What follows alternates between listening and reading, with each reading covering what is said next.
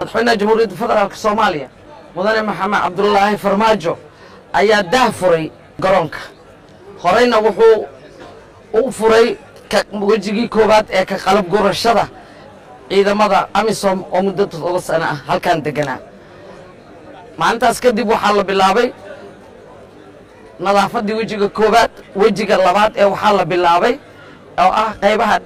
kala duwan ee garoonka tuuladii ciyaaraha la dhahayay laakiin hadda waa magaaladii ciyaaraha Soomaaliya garoonka istaadi Muqdisho waa qalbigii ummadda Soomaaliyeed boqolkiiba 75 da'yarteena ayaa indhaha ku haysa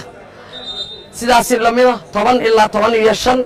mujtamaca Soomaaliyeed oo gudaha iyo dibad bahweynta isboortiga ayaa indhaha ku haya wuxuu kaloo ka kooban yahay garoonka kubadda miiska table tenniska oo ku dhex jira xafiisyada iyo VIP-da hoosteeda oo sida aad arkayseen madaxweynaha iyo kooxdii table tenniska ama kubadda miiska uu soo daafuray saddexda garoon oo isku jirta ayaa ah wejiga labaad ee garoonka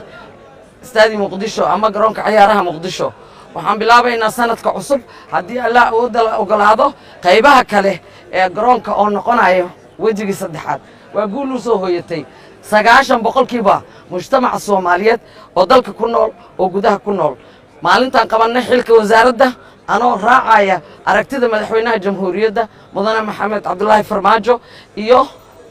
barnaamijka ra'iisul wasaare xasan cali khayre oo ah qorshe howleedka wasaaraddan ay ku howlgalaysay soo celinta garoomada dalka oo uu ugu horeeyo garoonka ciyaaraha Muqdisho